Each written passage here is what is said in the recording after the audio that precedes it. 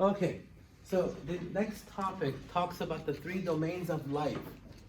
All living organisms fall under one of three domains. That's how it's categorized and classified there.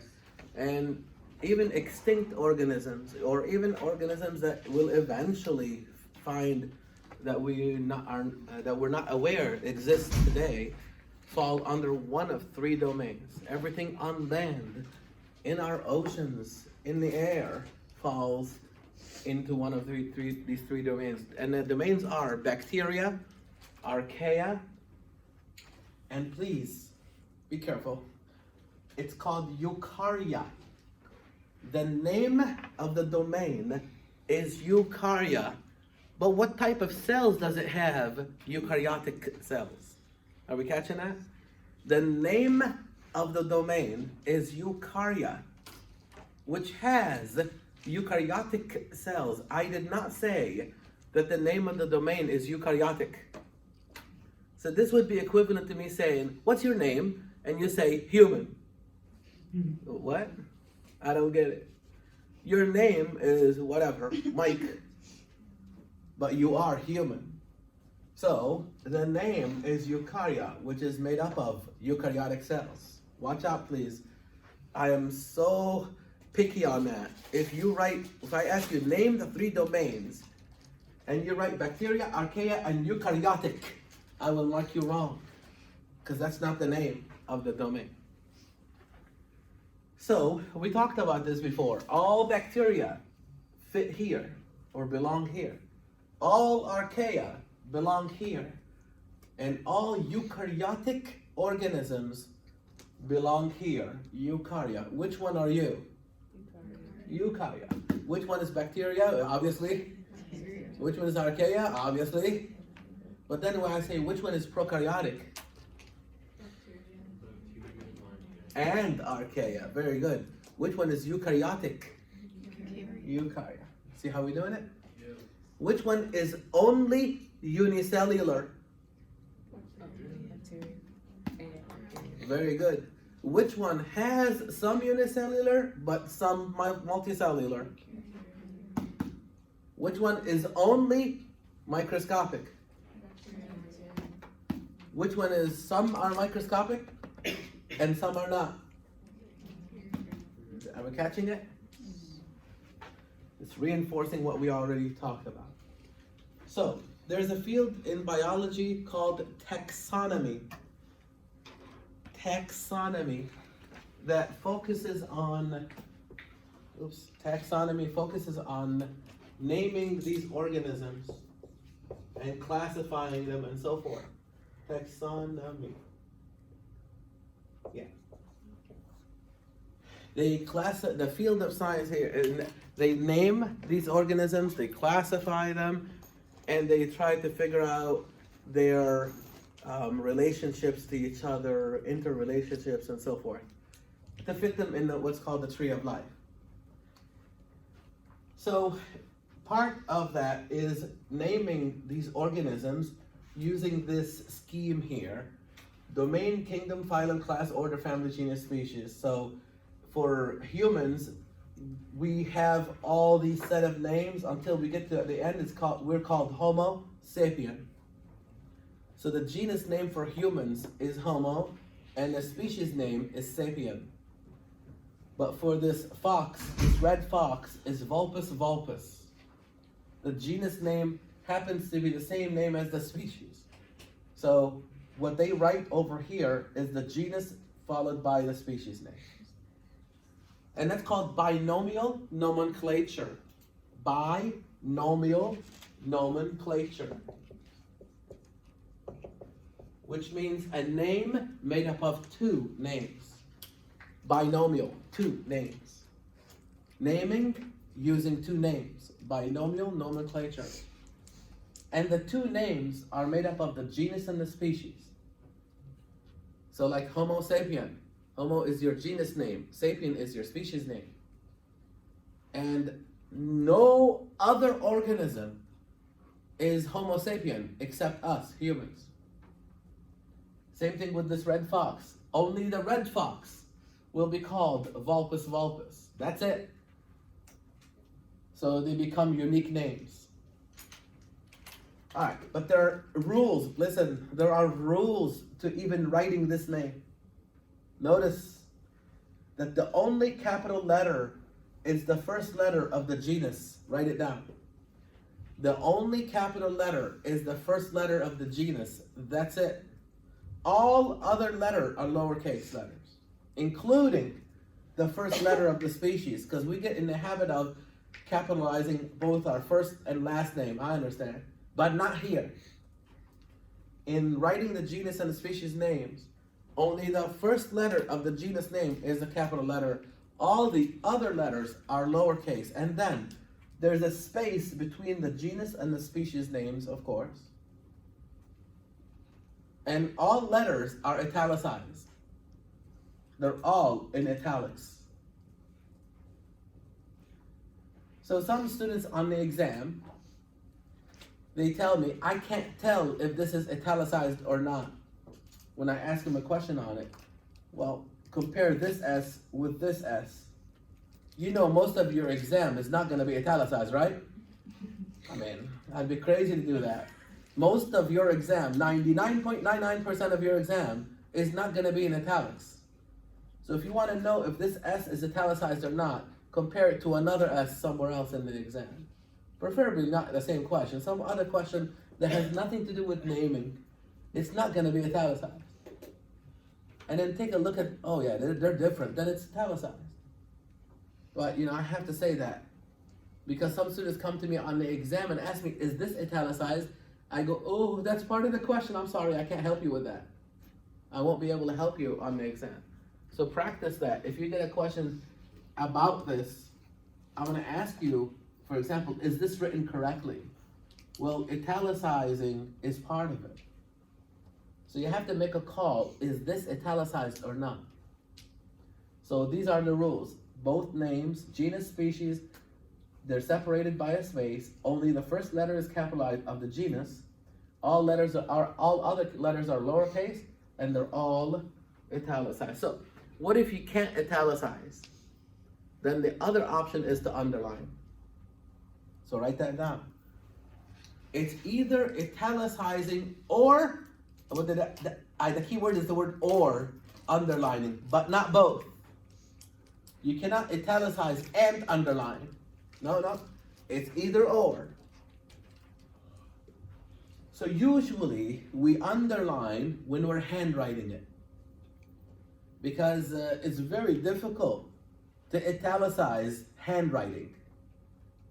I mean, to make a complete difference between your regular handwriting and those two, that's hard to do. In typing, of course, it's obvious to do that, but in handwriting, when you're handwriting it, it is better to underline it, because you're telling me, hey, this is a genus and a species name. I'll tell you something. If you're submitting a scientific paper, and if you don't follow the rules, they may throw that paper back at you and say, when you go learn the rules of nomenclature, then you can come back and resubmit your paper. Your paper can be rejected because you're not following the standard rules of naming. So make sure you know those rules. So this is how the red fox genus and species name is written. So how do we remember the domain, kingdom, phylum, class, order, family, genus, species? We use what is called a mnemonic. But before we go there, I have to explain to you what that is. And I'm going to use the analogy of your closet. Hopefully you're fortunate enough to have a walk-in closet. So you have a closet at home, and all of your clothes is in there. Your shorts, your shirts, your belts, your whatever, everything, your shoes, purses, whatever, everything is in there. When you're standing at the door, you're going to do this. My domain of clothes. Are we catching it? All your clothes are in there. Or all the bacteria is in the domain bacteria. All the archaea are in the domain archaea, and so forth. So you're standing at the door of your closet, and that's your domain of clothes. Okay, then you walk in, you go to the second shelf. That's the kingdom of pants. So all your pants are on that shelving unit. It doesn't matter what kind of hands, it's on there. And then that would be kingdom. Then you go to the third shelf, for example, that's the phylum. And then the first stack, that's the class. You see what I mean? So you're going in from the more inclusive to the least inclusive. So the most inclusive is, my domain of clothes. And then you're narrowing it down. That's the least inclusive. Until you get to the blue jeans or whatever, or shorts or whatever that you're wearing for that day, then now you're here. When you take out whatever you're about to wear that day, down, you're all the way down to here. Are we understanding the analogy? So the domain of bacteria, all the bacteria belong in there. And then you home in on a single bacterium. And then you give it the name, its genus and species name. For example, I'll just give you an example of one. Staphylococcus aureus, for example. That's a name, a genus and a species name of a bacterium. Okay, so how do you remember that? And I'm not going to ask you to remember this, the name of the red fox. No, I'm asking you to remember the categories. They're called the taxonomic categories. That's what they're called. Write it down. Because when you answer a question on something, you need to know, what am I asking you? And then they're called taxonomic categories. The categories that the people working in taxonomy, the taxonomist, will work with to name an organism. The best way to remember that is using the mnemonic, which I put together there, and a lot of people use it. Dr. King Philip came over from Greek shores. I've learned it from someone else, and I carry it forward with you guys. Dr. King Philip came over from Greek shores. Now, there are a lot of variations from this. I have students who say, no. Dr. King Philip did not come over from Greek shores. He came over for great sushi. I'm like, okay, if you like that, that's fine. That's fine, I'm okay with that. I don't care what you use. What I care is that you remember it. Hopefully you get my idea. Dr. D is domain. The cool thing is, the reason why I called him King Philip. King is part of the word kingdom, and phylum Philip, you see? So you can do those kind of things. And C for class, O for order, F for family, and so forth. So once you know this, what this tells you is the order of things. It doesn't tell you what they are, it just reminds you their order. But you still need to know, D stands for domain, K stands for kingdom, and so forth. So sometimes I ask this question, can you list the taxonomic categories in order? By mistake, students will do this. This is a mistake. Domain kingdom Philip, class over from genus shores. There we see what? No, don't do that. All right. The mnemonic is only used to remember the order. The order of what? The order of this one. I grew up a long time ago, and I had a mnemonic for remembering the planets. Does anyone know what that is? Nobody taught you that? Mother visits every morning, just stays until noon, period. What are you talking about? Mother visits every morning. That's what? No, that's Mercury first. Mercury visits Venus, Earth, then Mars. Just stays. Jupiter, until, watch out for this one. It's Uranus. Okay, good. Uranus, until noon. Noon is what? Neptune. Look how old I am. Pluto is no longer a planet. We used to say period for Pluto, but it's no longer a planet. It's called a dwarf planet now, right? That's how old I am. So use that for planets. Mother visits every morning, just stays until noon, period, with a caution there. But this one is the mnemonic for the taxonomy. So mnemonics work great. You can put together a mnemonic for almost everything that has a list that you need to remember in order. And you remember the mnemonic to remember their order. Okay, and the book gives you beautiful pictures of some examples of these. Real quick, I will not stress too much on this here because this is more biology too. A quick mention on the last theme of life there is evolution. Bless you. Evolution. We do, believe it or not, share some common similarities between even a paramecium. I mean, you don't look anything like a paramecium, but there are some structures on the paramecium called cilia. They use them to get around for locomotion, for movement.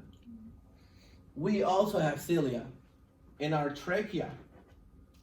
We have cilia, and for women in the fallopian tubes, and in other places as well.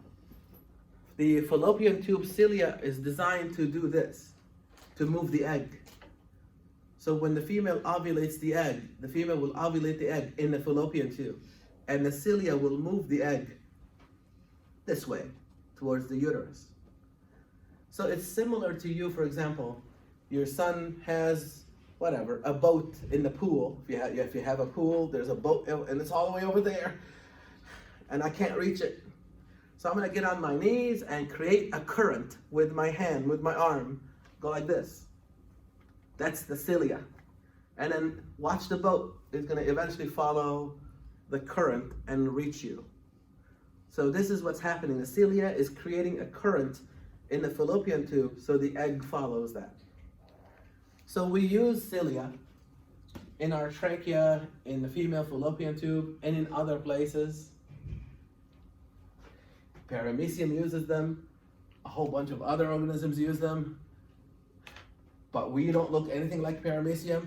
But when we take the paramecium cilia and cross-sectional cut, we're gonna see this. We take your cilia, cross-section cut, we're gonna see this. So they came from a common ancestor. That's what that means. The cilia evolved a long time ago and then realized, this works. Don't touch it. I don't need to change it. Keep it because it works. So don't mess with it, because if I mess with it, I might break it. So the cilia evolved a long time ago, and it was conserved because it works. So now you'll find cilia in locations in our body where you need that current to form, to be produced, to move things. The cilia is used to either set up a current to move things or to actually move the cell itself in the case of paramecium. But if you look at the two, they're exactly alike, even though the two organisms don't look anything alike. So we share some common features with even a paramecium.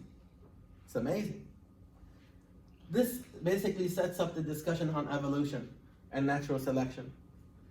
So the father of this topic here is, of course, Charles Darwin. Very hot topic.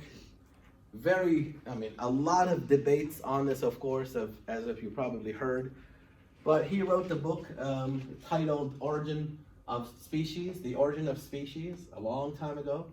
And he, in his book, described these things. And it's simply through observation. You can't really, at his time especially, you couldn't do an experiment on these kind of things. It's through observations. Some common things between birds, and then he came up with this theory called evolution. Nowadays, we can actually do more scientific experiments to confirm or help prove this theory here to some through DNA testing, through fossil record analysis, and things like that. Even proteins. We work on proteins. We work on DNA now. Fossil records have been done for many, many years ago. And through the combination of all those things, it really helps consolidate the theory of evolution. But natural selection is the mechanism by which this theory works out here. It is called descent with modification. So through natural selection, nature selects. So, God forbid, the temperature gets hotter than the average temperature on Earth gets hotter than what it is already. And just talk about that. It's called global warming. Half of us may have the genetic background that protects us against that. The other half doesn't. I'll join you guys. How's that? We're gone. We're going to be naturally selected against, whereas they're going to be naturally selected for. So you can't set that up. See, right now, it's either you have the genetic change or you don't. If you have it, you survive. If you don't survive. But who's doing the selection? Nature is. You cannot orchestrate this. It's either you have it or you don't. Now, what if we all don't have that? Then we all go extinct. And that's happened before. For some species, they just don't have the genetics to survive and adapt, so they all go extinct. So hopefully at least some of us have that genetic variation that provides us a means to survive a stressful event in the environment. And then let the selection begin. So let's say, for example, we're all gone, but they survive. After a long period of time, they will repopulate the earth with that change. So now everybody on earth will have that gene, that protective gene. And those people, those future generations will say, it was once cold outside. Cold meaning 80 degrees. You see? It was I don't know how they survived that. You see? That's natural selection, yeah. Yeah. No, there's no stupid question. Okay. Do we know where those species are extinct to, or not? What, do you know what? Where they extinct to? Why they went extinct? Yeah. All different species go extinct for different reasons. It could be the predator. A predator basically annihilated the whole species there. They ate them out. You see what I mean? It could be environmental. It could be lack of food. Let's say they're very picky eaters, and then they lose the food source, then they go extinct because of that. Different organisms go extinct for different reasons. Where do they go? Oh, they're in the fossils now. They're a fossil record now. They become part of the fossil record, yeah. So we only know about them. See, when they go extinct, how do they know? How do we know they even existed? That's in the fossils. So there are some species of organisms that existed in the past that we have no idea because we don't have any fossil records for them. So we only know about those through fossil records. So the driving force is natural selection. So through natural selection, we get something called descent with modification. Please listen to this one.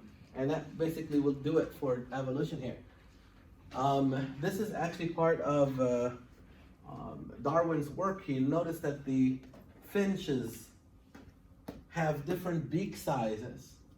These are different kinds of finches with different beak sizes, but he theorized through the theory of evolution, descent with modification, natural selection, that they all came from the same ancestor.